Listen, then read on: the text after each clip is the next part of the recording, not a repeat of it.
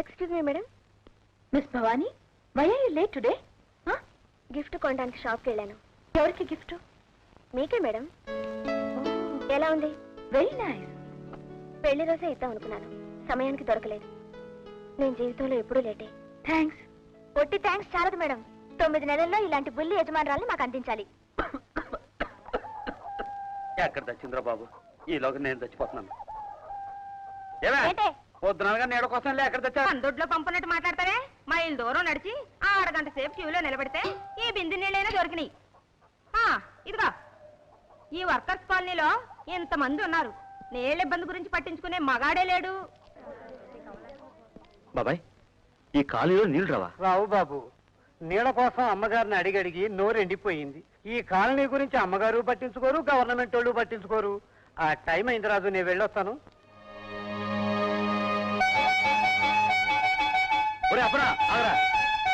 ఎక్కడ బాబు? ఇండస్ట్రియల్ కాదురా, వేరే పని పడింది, చెప్తాను.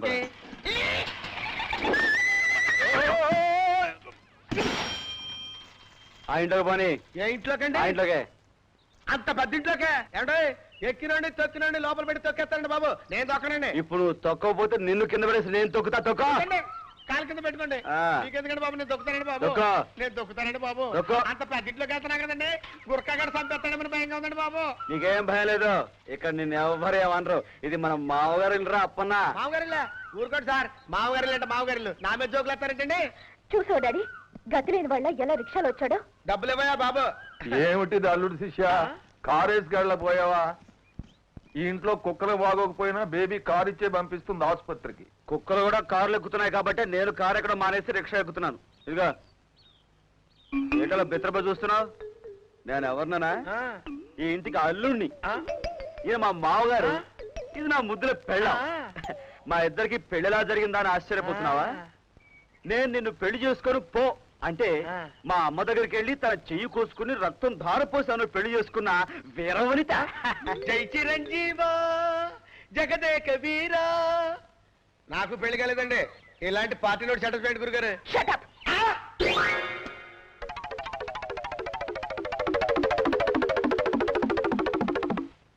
ఒక యూనియన్ లీడర్ గా మీతో మాట్లాడడానికి వచ్చాను. కాస్త ఫేస్ టర్నింగ్ ఇచ్చుకోండి. ఏం కావాలి? 1,00,000 రూపాయలు పెట్టి గుడి కట్టించి అందులో 100 రూపాయలు పెట్టి 1 గంట పెట్టించకపోతే ఎంత పాపమో తెలుసా? ఏమిటి, మేము గుడి కట్టించామా? గుడి అంటే మా కార్మికుల దృష్టిలో ఫ్యాక్టరీ మాస్టారు. ఫ్యాక్టరీ వర్కర్స్ కి క్వార్టర్స్ కట్టించిన మీరు కుళాయిలు వేయించి వాళ్ళకు తాగడానికి నీళ్లు ఏర్పాటు చేయరా? అది మీ బాధ్యత కాదా అని అడుగుతున్నాను. ఇప్పుడు ఆ కాలనీలో వాటర్ సప్లై చేయాలంటే 1,00,000 రూపాయలు ఖర్చు అవుతుంది. అంత డబ్బు ఇప్పుడు నా దగ్గర లేదు. లేదు, కానీ మీ మొహానికి రాసుకునే పౌడర్లకి, మీ ఒంటి కొట్టుకునే సెంట్లకి, ఖరీదైన నగలకి, ఖరీదైన కారులో తిరగడానికి మాత్రం డబ్బుందా అని అడుగుతారు. ఉపన్యాసాలు వద్దు. మీరు ముందుకేస్తే మేము కొత్త స్టెప్పులు తీసుకుంటాం. ఏం తీసుకుంటారు కొత్త స్టెప్పులు? అబ్ నహీ బోలూంగా, కర్కే దిఖాऊंगा. అబ్ జాతా హూ ఫిర్ వాపస్ ఆతా హూ. అయ్యగారు, అబ్బాయి ఏంటి కోపంగాని వెళ్తున్నాడు? ఏమో నాకు మాత్రం అర్థమై చేసిందా? ఆఖరణ మాత్రం జాతా హై ఆతా హై అన్నాడు. తుమ్ జావ్.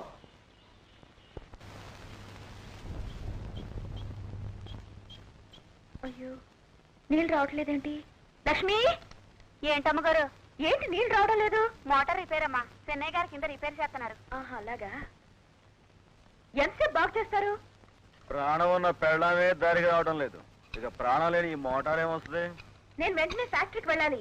నేను నీకంటే 5 నిమిషాలు ముందే వెళ్ళాలి, లేకపోతే ఎర్రసున్న చుట్టేస్తావు. వెంటనే స్నానం చేయకపోతే నాకు చిరాకు. 2 రోజుల నుంచి నీళ్లు లేక స్నానం చేయక కాలనీలో కార్మికులంతా చిరాకు మీద చిరాకు పడుతున్నారు. ఐసీ, అంటే వర్కర్స్ పడే బాధ ఏమిటో నాకు ప్రత్యక్షంగా చూపించడానికి తమరే ఈ పని చేశారా? నాకేం పని? నీ ఒళ్ళు కంపు కొడితే నాకే కదా నష్టం. రాత్రి మళ్ళీ నీ గదిలో పడుకోవాలి. మేనేజ్ లేదు. అల్లుడు శిష్య, అమ్మాయిని బాధ పెడితే పెట్టావు కానీ నాకు చెంబుడు నీళ్ళు ఇవే అని పుణ్యం ఉంటుంది. అర్జెంట్ గా బాత్రూమ్కి వెళ్ళాలి. మీకైతే ఈ వాషర్ బిగిస్తా, నిమిషంలో వస్తాయి నీళ్లు. మీరు వెళ్ళా పని మీద ఉండండి. Thanks madam. ఈ మధ్య మీరు ఎప్పుడు చూసినా దిగులుగా కనపడుతున్నారు. అయినా రాజుని పెళ్లి చేసుకుని మీరు చాలా తప్పు చేశారు మేడం. Shut up. నీ లిమిట్స్ దాటి మాట్లాడకు. Sorry madam. వచ్చిన పని చెప్పు. మిషనరీ వచ్చి వేర్ హౌస్ లో ఉంది. మీరే స్వయంగా వచ్చి సంతకం పెడితే గానీ డెలివరీ ఇవ్వరు. అలాగా, నేను వెంటనే బయలుదేరుతున్నాను. హలో రంగనాయకులు గారు. ఎస్. ఉమాదేవి బయలుదేరింది. వర్క్ ఫినిష్ చేసుకునే బాధ్యత మీది. ఓకే. కొత్త మిషనరీ డెలివరీ తీసుకోవడానికి ఉమాదేవి తనే స్వయంగా బయలుదేరింది. అది కనుక ప్లాన్ చేస్తే మన ఫ్యాక్టరీ ఆవరణలోనే మనం సమాధులు కట్టుకోవాలి. అది ఏ దారిలో మిషనరీ తెస్తుందో, ఏ దారిలో ఆ మిషనరీ నాశనం చేస్తావో ఆలోచించు.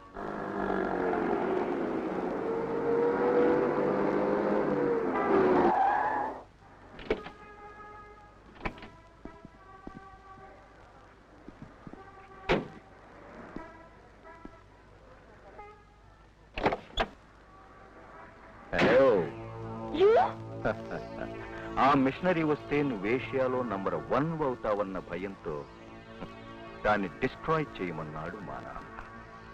కానీ నాకు నిన్నే డిస్ట్రాయ్ చేయాలనిపిస్తుంది. చైనా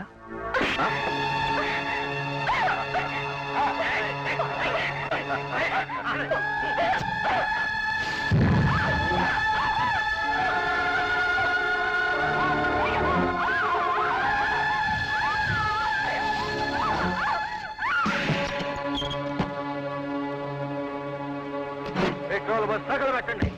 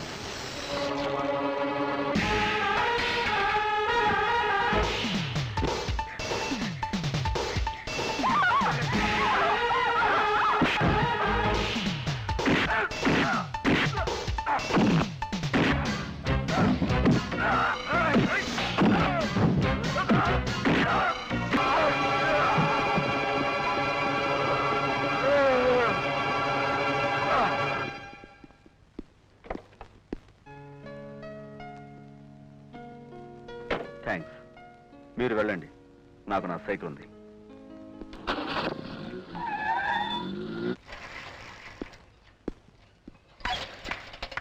శభాష్ అల్లుడు శిష్య, శభాష్. ఓ వర్కర్గా ఈ ఫ్యాక్టరీ ఆస్తిని కాపాడావు, ఓ భర్తగా నీ భార్య మానాన్ని కాపాడుకున్నావు.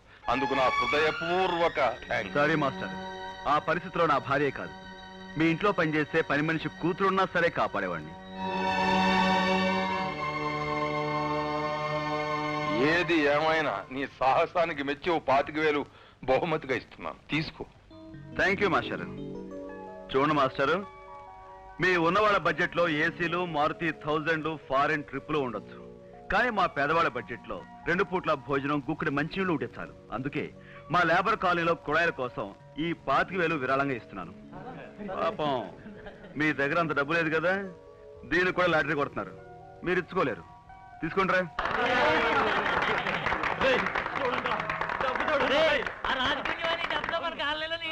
ఏమిటయా నీ ఉద్దేశం? నువ్వు ఒక దానకర్ణుడివి, నా కూతురు ఒప్పిస్తున్నారు అనా? ఆఫ్టర్ ఆల్ ఒక వర్కర్వి నువ్వే 25,000 రూపాయలు ఇస్తే ఓనర్స్ దానికి కనీసం 3 రెట్లు ఎక్కువ, అంటే 75,000.